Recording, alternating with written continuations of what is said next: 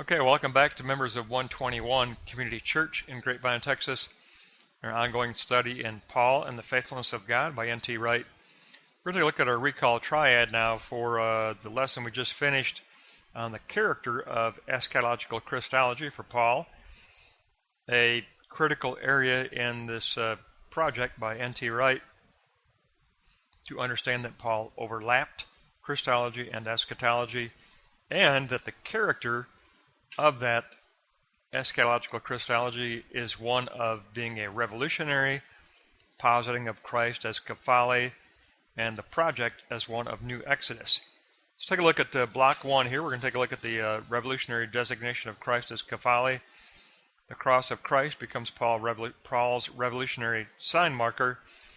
Christ is the eschatological wisdom of God in 1 Corinthians 1:23.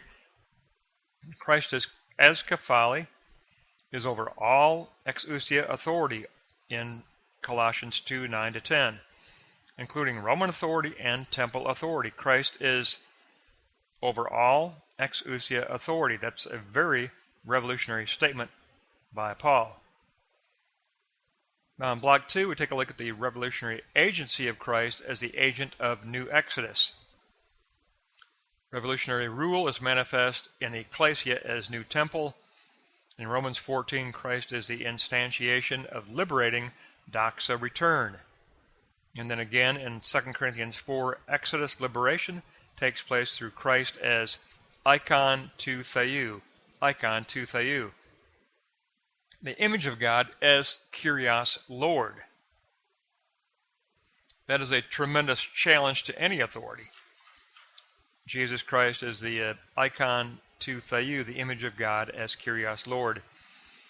So revolutionary kephale and revolutionary icon agency both lead to revolutionary confession.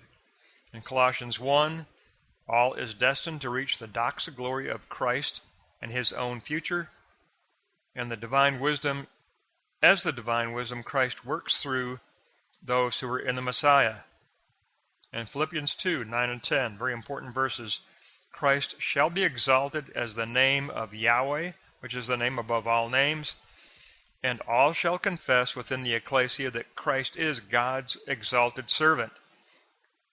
Paul posits Jesus Christ as Yahweh Lord, as Yahweh, as co-equal with God.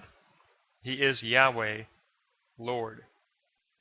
So this is truly revolutionary statements to be made by Paul, and it's obviously why he always caused riots, why he always had to leave a city, and why he often ended up being beaten or thrown into prison, because he said that Jesus Christ is the authority over all authority.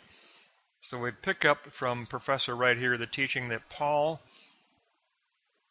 by calling Christ kephale, is using that term in a revolutionary way. It's kephale as a revolutionary leader of new creation, of the inauguration of new creation and the inauguration of new Exodus.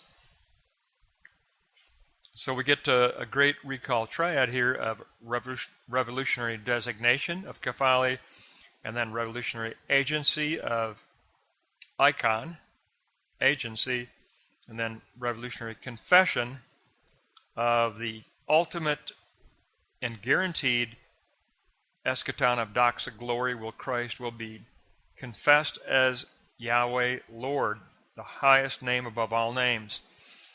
So it gives us a great recap to another great lesson, but I'll just reiterate one more time. The last 40 pages, if you don't have them down, listen to the lecture again and again, but get these last 40 pages down, the previous lesson and this lesson, because they are the focal point of the entire N.T. Wright project. Last lesson and this lesson are critical for understanding what's being posited as the new perspective. The new perspective is that Paul overlaps Christology and eschatology. The new perspective is that Paul posits Christ as revolutionary kephale. Put those two lessons together and you will capture the apex turning point in the entire project by N.T. Wright. That's going to wrap up our recall triad for pages 665 to 685.